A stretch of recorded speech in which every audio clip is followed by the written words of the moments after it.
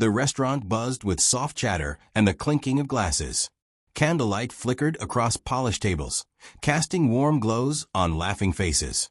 Birthdays here were usually loud, balloons tied to chairs, waiters singing in unison, families clapping. But tonight, in a quiet corner by the window, there was only silence.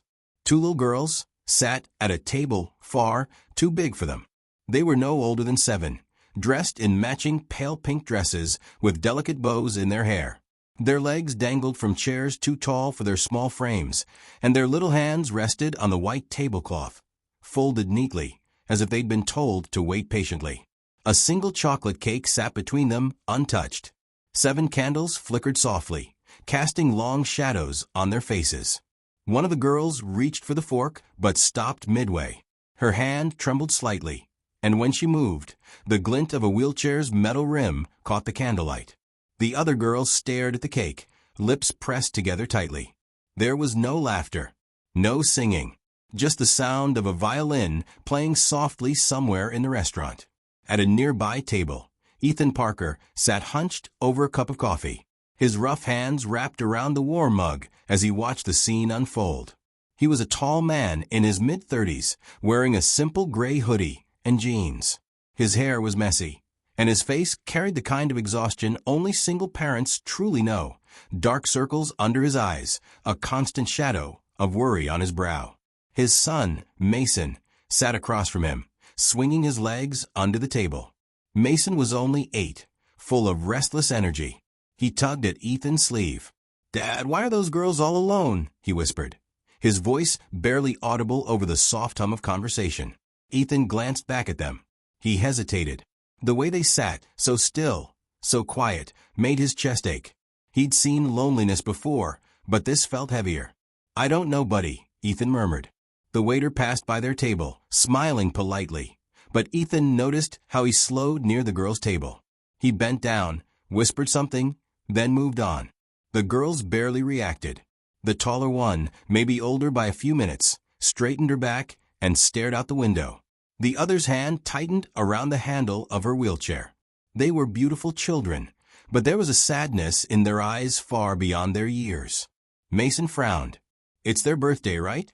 That's what the candles are for." "Yeah," Ethan said softly. "Where's their mom and dad?" Ethan didn't answer right away. He scanned the restaurant. There was no sign of family.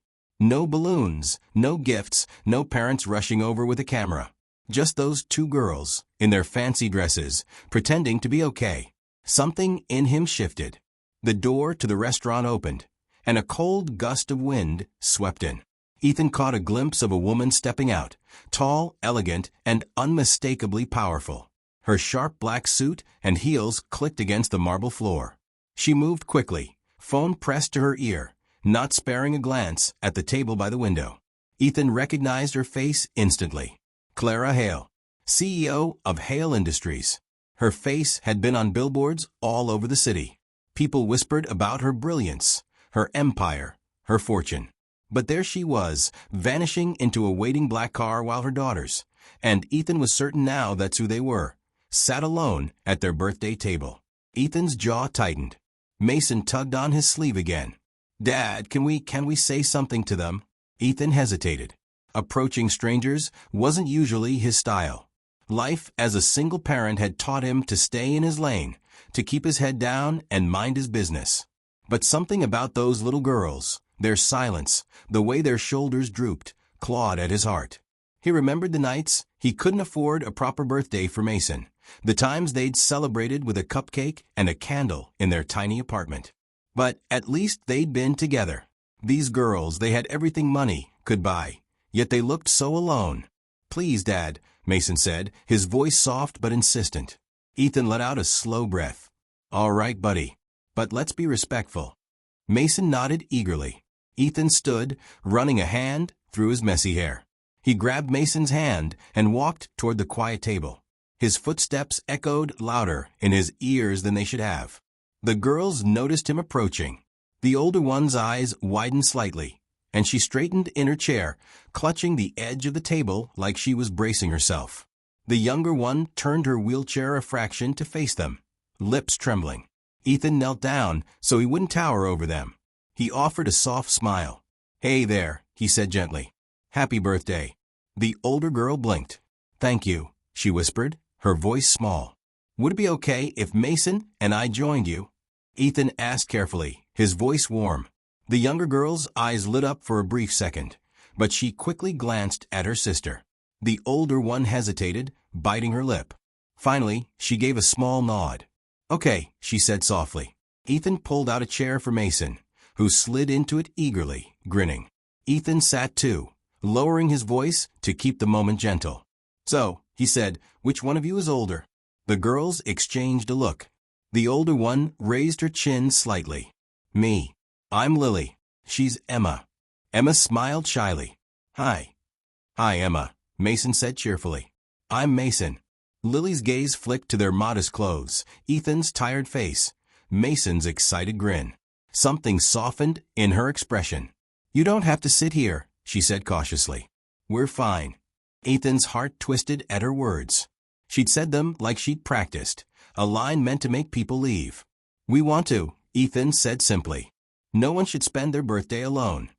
Emma's eyes filled with tears. She sniffled, wiping them quickly. Lily squeezed her sister's hand, trying to be strong. Ethan smiled gently. "Mind if I light those candles again?" The girls exchanged another glance, then nodded. Ethan reached over, struck a match, and relit each candle. The warm glow flickered in their eyes, and for the first time all night, a spark of happiness broke through their guarded expressions. "Make a wish," Ethan said softly. Emma closed her eyes tightly, lips moving in a silent prayer. Lily's gaze lingered on the flames a moment longer before she finally blew them out. For a heartbeat, the table was filled with hope. Ethan leaned back, watching the girls smile faintly. Mason clapped his hands. "That was awesome," he said. Lily's lips curved into a small smile. "Thank you," she whispered. Ethan felt something stir deep in his chest, a quiet vow that he couldn't quite name yet. But as he looked toward the restaurant's glass doors, he caught a glimpse of Clara Hale through the window, pacing on her phone. The CEO's sharp, cold silhouette stood out against the streetlights. She didn't even glance inside. Ethan's jaw tightened again. Something told him this night was going to change everything. Why were two little girls, the daughters of one of the most powerful women in the city, sitting alone at their birthday table? And why did Ethan feel like he couldn't just walk away? The candles had barely stopped smoking when a waiter approached their table. He smiled politely, but Ethan caught the flicker of unease in his eyes. "Is everything all right here?" the waiter asked softly, glancing between Ethan and the girls. Lily, sitting straight and composed, nodded quickly. "We're fine, thank you," she said, her voice calm but clipped, the kind of tone a child uses when they're used to taking care of themselves. The waiter gave a small nod and retreated, but Ethan felt that same heaviness settle over the table. Fine. They kept saying they were fine, but no 7-year-old should be so good at pretending. Mason leaned forward, eyes wide. "Do you guys like chocolate cake? My dad makes the best pancakes. But cake's better, right?" Emma giggled softly, her wheelchair squeaking as she shifted closer. "Chocolate's my favorite," she whispered, her voice timid but sweet. Lily's eyes softened as she looked at her sister. She brushed a strand of Emma's hair behind her ear and offered a faint smile. "It is. Always has been." Ethan studied the way Lily carried herself, protective, composed, almost adult. He recognized that look. He'd seen it in the mirror plenty of times. That quiet strength you get when you've been forced to grow up too fast. Outside, the wind howled against the window, rattling the glass. Clara Hale stood just beyond the reflection, framed by streetlights. She wasn't just talking on her phone anymore. She was arguing. Her gestures were sharp, her voice cutting through the night even from behind the glass. Ethan felt something twist in his gut. There was a story here. The restaurant's door opened again, letting in a sharp blast of cold air as Clara stepped back inside. Her heels clicked like a metronome against the polished floor. Every head turned slightly. She had that kind of presence, the kind that sucked the oxygen from a room. Her assistant trailed behind, tablet in hand, whispering something urgently. Clara nodded curtly, her gaze scanning the restaurant. Then she saw them. The flash of annoyance in her eyes was subtle, but Ethan caught it. Clara walked toward the table, her expression carefully neutral, but her pace brisk. Lily. Emma. Her voice was calm but firm, polished like glass. The girls stiffened immediately. Lily straightened in her chair, shoulders squared, while Emma's hand tightened on her wheelchair's armrest. Clara stopped beside them, barely glancing at Ethan or Mason. She crouched slightly, placing a hand on Emma's shoulder. "Are you enjoying your cake?" she asked softly. Emma nodded quickly. "Yes, Mommy." "And your candles?" Clara's smile didn't quite reach her eyes. "They were pretty," Lily said quietly. Clara's gaze flicked to Ethan. "And you are?" Ethan stood, meeting her gaze steadily. "Ethan Parker. My son Mason, and I thought they could use some company." Clara arched a brow, cool and calculating. "I see." There was no warmth in her voice. No gratitude. Just curiosity, and maybe a hint of suspicion. "They're lovely kids," Ethan added, his tone even. Clara's eyes softened for a fraction of a second as she looked back at her daughters, but it was fleeting. She straightened, smoothing her blazer. "Thank you for your kindness," she said. Her voice clipped. "But I assure you, my daughters are quite all right." Lily's hand twitched at those words, as if she wanted to speak but thought better of it. Ethan crouched down again, looking Lily in the eyes. "You're very brave," he said softly. "Both of you." Emma's eyes glistened. Clara's gaze sharpened. "Come, girls," she said briskly. "It's time to go." Lily wheeled Emma back slightly, but not before glancing up at Ethan.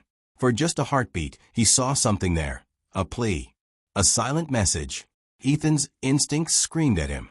Years of working odd jobs, surviving hardship, and being a single parent had taught him to read people. Those girls weren't fine. Not even close. He wanted to say something, ask why they were celebrating alone, why Clara had left them at the table like that. But something in her posture told him she wasn't the kind of woman you questioned in public. So, instead, he crouched down and smiled gently. "Happy birthday, Lily. Emma. Remember this night, okay? You're both special. Don't forget that." Emma's lip trembled. She whispered, "Thank you." Lily nodded, clutching the handle of her sister's wheelchair. Clara ushered them toward the door, her assistant already holding it open. The cold wind swept in again, and within seconds they were gone. Mason looked up at his dad, confusion written all over his face. Why'd she sound mad? Ethan sat back down, running a hand over his face. "She didn't sound mad," he said carefully. "Just busy." "Too busy for their birthday?" Mason muttered. Ethan didn't answer. The empty table by the window felt like a ghost. Outside, the sleek black car pulled away from the curb. Through the glass, Ethan caught one last glimpse of Lily, her forehead pressed to the window, her small hand lifting in a faint wave before disappearing into the night. Ethan exhaled slowly. Later that night, after Mason was asleep in their small apartment, Ethan sat at the kitchen table with a cup of lukewarm coffee. The image of those two little girls wouldn't leave his mind. The loneliness in their eyes. The way Lily had looked at him, like she wanted to say something but couldn't. He pulled out his phone and typed in Clara Hale, CEO Hale Industries. Within seconds, articles filled his screen. Clara Hale, the woman behind the billion-dollar empire. From orphan to CEO, Clara Hale's rise to power.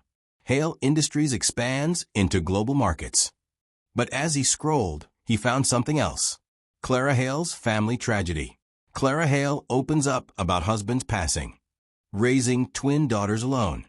Ethan leaned back, rubbing his jaw. So she was a single parent too. That didn't excuse everything, but it explained some of it. He read further, his chest tightening with every headline. The twins had been born premature. Emma had suffered complications, leaving her unable to walk. Clara's husband had died in an accident 2 years ago. Since then, she'd been building her empire alone, raising her daughters, while running one of the biggest companies in the country. Ethan sighed. The story was more complicated than it had seemed in that restaurant. He glanced at Mason, asleep on the couch with his favorite blanket wrapped around him. He'd been through so much too, losing his mom so young. Ethan knew how hard it was to keep everything together. The bills, the loneliness, the constant fear of failing your kid. But something still didn't sit right. He replayed the look on Lily's face. That wasn't just sadness. That was fear. Ethan frowned, gripping his coffee cup tighter. He'd told himself not to get involved, not to pry. But deep down, he knew he couldn't just forget about those girls. A sharp knock at the door snapped him out of his thoughts. He froze. It was almost midnight. Another knock, firmer this time. Ethan set down his cup, heart pounding. He moved quietly to the door and peered through the peephole. His breath caught. It was Clara Hale. Why had the CEO shown up at his door in the middle of the night? And what did she want with him? Ethan's hand froze on the doorknob. His heart thudded in his chest, heavy and unsteady. Through the peephole, Clara Hale stood tall and composed despite the late hour. Her expensive black coat shimmered faintly under the hallway lights, her posture perfect, her expression unreadable. He swallowed hard, glancing over his shoulder. Mason was still asleep on the couch, a soft snore escaping his small mouth. Ethan hesitated another moment, then slowly unlocked the door. The hinges creaked softly as he opened it. "Ms. Hale," Ethan said cautiously. "Mr. Parker," she replied smoothly, her voice low but clear. "May I come in?" Ethan's brows furrowed. "It's midnight." "Yes," she said simply, not offering an explanation. Ethan stepped aside, instincts telling him this wasn't a request he could turn down. Clara swept into the apartment, her presence filling the small space like a sudden gust of cold air. She glanced briefly at the modest furniture, the peeling wallpaper, the stack of overdue bills on the counter, but she made no comment. "Coffee?" Ethan asked out of habit, already moving toward the kitchen. "No, thank you," she said, her eyes landing on Mason. She softened, barely, at the sight of him curled up beneath the blanket. "He looks like a good boy." "He is," Ethan replied, his voice quieter now. Clara turned to face him fully, her gaze sharp and calculating once more. "I came here because I owe you an explanation." Ethan leaned against the counter, arms folded. "About what?" Clara's eyes flickered just for a moment, with something he couldn't quite name. Regret, maybe. Or guilt. "About my daughters. About tonight." Ethan stayed silent, letting her continue. They weren't supposed to be alone," she said softly, her voice breaking slightly on the last word. "I had a dinner with investors. I thought I could trust my assistant to watch them. But she cut herself off, pressing her lips together. "It seems I was wrong." Ethan studied her carefully. "They look scared," he said quietly. Clara flinched at his words. "I know." The silence stretched between them, heavy and uncomfortable. Ethan could hear the faint hum of the old refrigerator, Mason's soft breathing, and the distant howl of wind against the window. Finally, Clara spoke again, her voice sharper now. "You think I'm a bad mother, don't you?" Ethan blinked, caught off guard by her bluntness. "I don't even know you," he replied evenly. "But I do know those girls looked like they needed someone tonight." Clara's jaw tightened. She turned away, her hands clasping together in front of her, as if she needed to keep them steady. "I work every day to build a life for them, to give them everything I never had. But I forget sometimes that what they want most is me." Ethan's chest tightened. He knew that feeling. He'd spent countless nights working late shifts, thinking Mason would understand someday. Kids didn't care about money. They cared about time, about love. He sighed. "They love you. You can see it in their eyes. But they're lonely." Clara turned back to him, her sharp CEO mask cracking ever so slightly. "You're right." Ethan studied her face. She looked exhausted, not in the way most people look tired, but in the way someone who carried an entire empire on her back would look. Her makeup couldn't hide the faint shadows beneath her eyes, the tension in her shoulders, the way she clasped her hands like she was afraid to let them tremble. "I didn't come here just to apologize," she said after a long pause. "I came to ask you for help." Ethan blinked. "Help? With what?" "With them," Clara said simply. The words hung in the air like smoke. Ethan frowned, unsure if he'd heard her correctly. "You want me to help take care of your kids?" Clara's lips curved into the faintest smile. You noticed things tonight. Things most people wouldn't. You saw them. You understood them. Her voice softened. And they trusted you. Ethan's mind raced. He didn't even know this woman, and yet she was standing in his tiny apartment, asking him to what? Be part of her daughter's lives? Why me, he asked. Because you know what it's like, she said quietly. To raise a child alone. To feel the weight of it all. Ethan froze. Her words hit too close to home. Clara stepped closer, lowering her voice. Emma needs more than a nurse or a teacher. She needs someone who sees her. And Lily, she's only 7, but she carries the weight of the world on her shoulders. I can't always be there. My life, my job, it doesn't allow me to. Ethan let out a humorless laugh. And you think I have time? I work 2 jobs just to keep a roof over our heads. I'll pay you well, Clara said, her tone firm now. Better than whatever you're earning now. Enough that you won't have to juggle jobs anymore. Ethan stared at her. The offer was tempting, dangerously so. He thought of Mason. How nice it would be to actually be home with him instead of rushing between shifts. But this wasn't just about money. This was about 2 little girls who looked at him like he was a lifeline. I'm not a nanny, he said finally. I don't need a nanny, Clara replied, her voice steady but laced with something almost vulnerable. I need someone I can trust. Ethan hesitated, running a hand through his hair. This is a lot. Clara nodded. I know. She reached into her purse and handed him a sleek black card. My private number. Think about it. He took the card reluctantly, feeling the weight of it in his hand. Clara glanced at Mason again, her expression softening. You're a good father, Mr. Parker. That's why I'm here. And just like that, she turned and left. The door closed softly behind her, leaving Ethan standing in his dimly lit apartment, staring at the card like it was a bomb. He sat down heavily, his thoughts racing. This wasn't just a job offer. This felt bigger. Clara Hale didn't strike him as the kind of woman who trusted easily, especially not strangers. So why him? He thought of Emma's shy smile, Lily's guarded eyes. He thought of the way they'd clung to each other at that empty table, trying so hard to be brave. Mason stirred in his sleep, murmuring something about cake. Ethan's heart ached.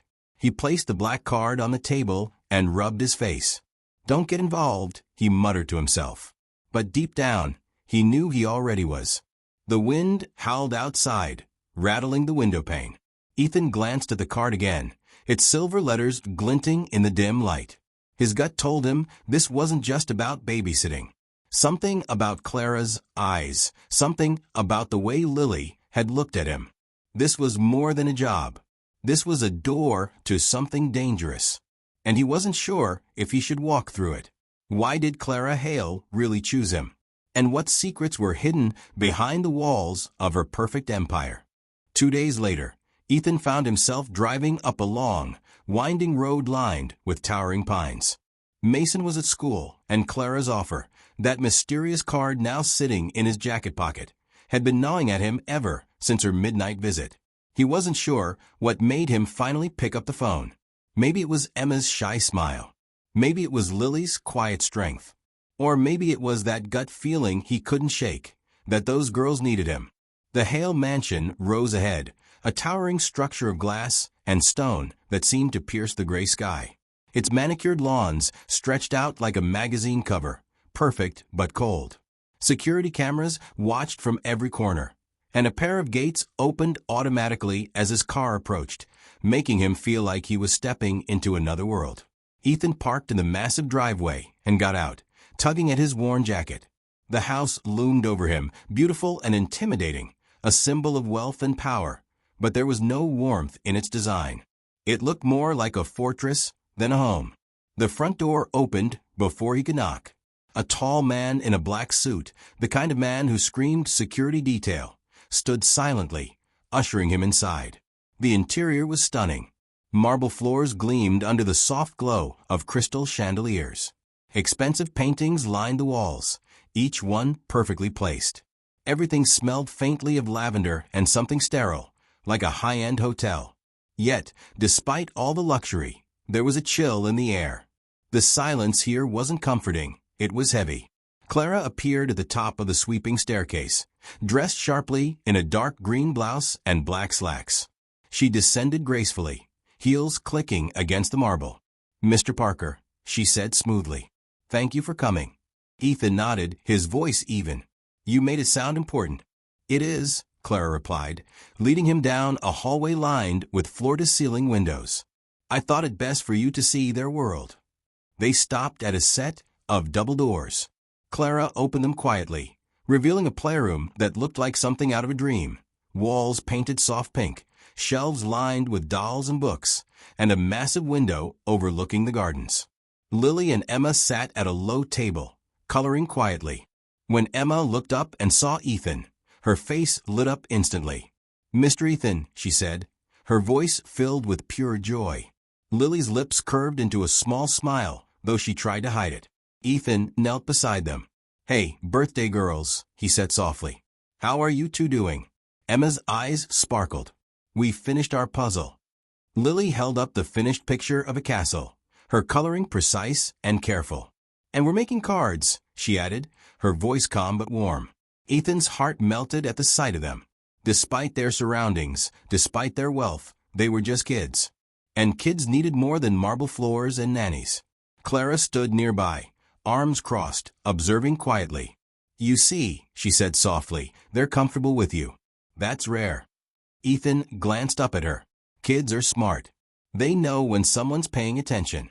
Clara's gaze flickered, a brief shadow passing over her face. Emma tugged on Ethan's sleeve. "Want to see my room?" she asked eagerly. Clara opened her mouth to object, but Ethan smiled and nodded. "I'd love to." Emma led him down the hallway, her wheelchair gliding smoothly across the polished floor. Lily followed close behind.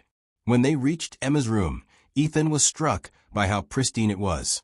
The walls were painted soft lavender, and stuffed animals lined the bed neatly, as if no one had ever touched them. Everything was perfect, too perfect. Emma pointed proudly to a shelf filled with books. "I like stories," she said. "Lily reads them to me." "That's awesome," Ethan said, crouching to her level. "What's your favorite one?" "The one about the fox," Emma said without hesitation. "The fox is small, but she's really brave." Ethan smiled. "Sounds like you." Emma giggled, her cheeks flushing pink. As Ethan turned, his eyes caught something, a photo on the nightstand. Clara, younger, smiling beside a man with kind eyes. He had one arm around Clara's waist, and the other around two tiny babies swaddled in pink blankets. "That's Daddy," Emma whispered softly, following his gaze. Ethan's chest tightened. "He looks like he loved you both very much." Emma nodded. "He used to sing to us." Her voice cracked slightly, and Lily reached over to squeeze her sister's hand. Ethan glanced at Lily, who met his eyes with that same guarded look she'd had at the restaurant. There was something in her gaze, something unspoken. Suddenly, a loud crash echoed from somewhere downstairs. Emma flinched.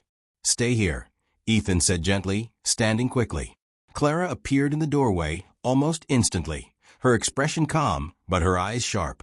"A vase," she said dismissively. "One of the staff dropped it." But Ethan didn't miss the way Lily stiffened or the flicker of fear that crossed her face. "Everything's fine," Clara added smoothly. "Let's head back to the study, shall we?" Ethan followed her, his mind racing. Something about this house felt off. The girls' rooms were perfect but lifeless, like showrooms. The staff moved like ghosts, silent and tense. Even the laughter that should fill a home with children was missing, replaced by a quiet, suffocating stillness. In the study, Clara poured herself a glass of wine and gestured for Ethan to sit.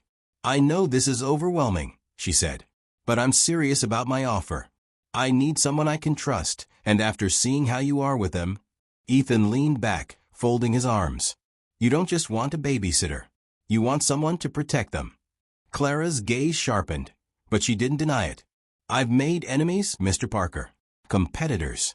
People who'd exploit any weakness." Her voice hardened. "And my daughters are my greatest weakness." Ethan felt a chill run down his spine. "I can't be everywhere at once," Clara continued, "but I can make sure they're safe. That's why I came to you." Ethan rubbed his face. He'd come here expecting maybe a job offer, maybe a paycheck that could help him breathe for once.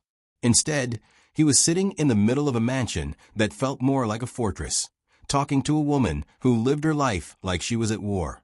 His instincts screamed that this was dangerous. But then he thought of Emma's laughter, Lily's shy smile, and the way they'd clung to each other. He looked Clara in the eye. If I do this, I'm not just a bodyguard. I'm here for them, to make sure they're happy, not just safe. Clara studied him for a long moment, then nodded. Agreed. Just as Ethan started to relax, a shadow moved past the window behind Clara.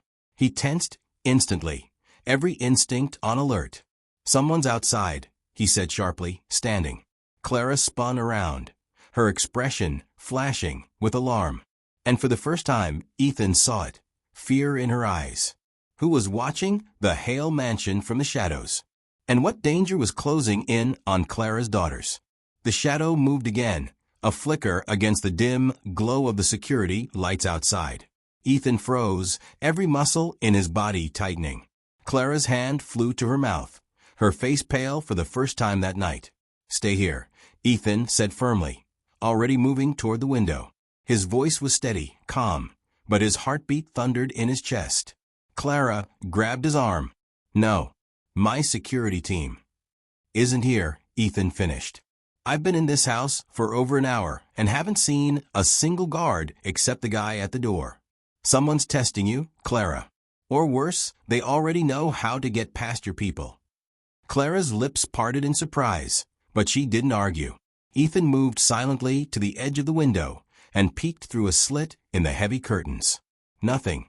The yard was empty, too empty. The stillness outside was unnatural. The wind, which had been howling earlier, seemed to have died down, leaving only an eerie quiet. Then a glint. A reflection off metal near the hedges. Get the girls, Ethan whispered, voice sharp. Now. Clara didn't question him. She grabbed her phone and bolted down the hall, heels clicking against the polished floor. Ethan scanned the study quickly. There was a heavy poker leaning against the fireplace, and he grabbed it, its weight comforting in his hands. His military instincts he hadn't used in years, roared back to life. He slipped into the hallway, every sense on high alert.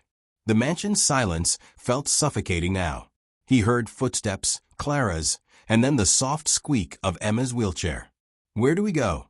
Clara whispered when she returned, Lily clutching her hand tightly while Emma clung to a stuffed fox. Somewhere small, Ethan said. Somewhere with one door. The wine cellar, Clara whispered. Perfect. Lead the way. They moved quickly but quietly, Ethan taking the rear, scanning every shadow. The girl's fear was palpable. Lily's hand trembled in Clara's, and Emma's breathing was shaky and uneven. Halfway down the hallway, Ethan caught it, the faintest sound of a shoe scuffing against tile. He froze, raising his hand for silence. Clara immediately stopped, pulling her daughters close. The noise came again. Closer. Ethan motioned for Clara to keep going and slipped into the shadows near a doorway. His grip on the fireplace poker tightened. His heart steady now, adrenaline sharpening his focus. A man appeared from around the corner, dressed in black from head to toe, face partially covered by a mask. He moved confidently, like he knew this house well. Ethan didn't hesitate. He swung the poker hard, catching the intruder across the shoulder. The man grunted, stumbling back, and Ethan lunged, pinning him against the wall. The man lashed out with a punch, but Ethan blocked it, twisting his arm and sending him crashing to the floor with a swift kick to the ribs. The intruder wheezed, rolling over, but Ethan's foot was already pressing down on his chest. Who sent you? Ethan growled. The man spat blood but didn't answer. Footsteps pounded down the hallway, more of them. Ethan's stomach dropped. There wasn't just one. Go, Ethan barked. Clara didn't argue, hurrying the girls toward the cellar door. Ethan grabbed the fallen man's radio and clicked it off. He dragged him into a side room and locked the door before sprinting after Clara. They reached the cellar door just as voices echoed through the house. Clara ushered the girls inside while Ethan slammed the heavy door shut and locked it. The cellar was dim, lined with racks of wine bottles, and smelled faintly of oak and dust. "Stay quiet," Ethan whispered, crouching low. Emma clutched her stuffed fox to her chest, tears glistening in her wide eyes. Lily pressed against Clara's side, her face pale. Clara crouched next to Ethan. "Who are they?" she whispered. "That's what I'd like to know," Ethan muttered. They moved like pros, and they knew the layout. Clara's jaw tightened. "They're after me." Ethan gave her a sharp look. She swallowed hard. 6 months ago, I turned down a deal. A dangerous one. Someone wanted to use my company to move things. Illegal things. I refused. Since then, she hesitated, glancing at her daughters. There have been warnings, threats, break-ins. I thought I had it under control. Ethan felt a surge of anger. "You should have told someone." "I didn't want to scare them," Clara whispered, her eyes glistening with guilt. Emma reached out and grabbed Ethan's sleeve, her voice trembling. "Will they hurt us?" Ethan crouched down to her level, his voice calm and steady. "Not while I'm here. I promise." Emma nodded, tears sliding down her cheeks. A creak above made Ethan's blood run cold. They were searching the house. He scanned the room quickly and spotted a small storage door at the back of the cellar. "There," he whispered. "Move." Clara hesitated. "That leads outside." "Exactly," Ethan said firmly. He scooped Emma into his arms, her wheelchair left behind. Clara grabbed Lily's hand, and together they slipped through the storage door into a narrow tunnel lined with stone. The tunnel sloped upward, leading to a small hatch. Ethan shoved it open and emerged behind a row of thick hedges at the edge of the property. "Run," he whispered. They sprinted through the cold night air, Ethan carrying Emma while Clara half pulled, half carried Lily. His heart pounded, every instinct screaming at him to keep moving. A shout rang out behind them. A flashlight beam swept across the yard. "Go," Ethan barked, pushing Clara toward the tree line. They dashed into the darkness, branches snapping underfoot. The sound of footsteps followed, at least 2 men, maybe more. Ethan ducked behind a tree, lowering Emma gently. "Stay here," he whispered. "What are you doing?" Clara hissed. "Buying you time." Before she could argue, Ethan darted back toward the mansion, moving low and fast. He grabbed a loose branch and hurled it into the opposite direction, drawing the attackers away. The voices shouted, chasing the sound. Ethan doubled back, slipping through the trees until he reached Clara and the girls again. "This way," he whispered. They moved deeper into the woods until the mansion was just a faint glow behind them. Finally, Clara stopped, gasping for breath.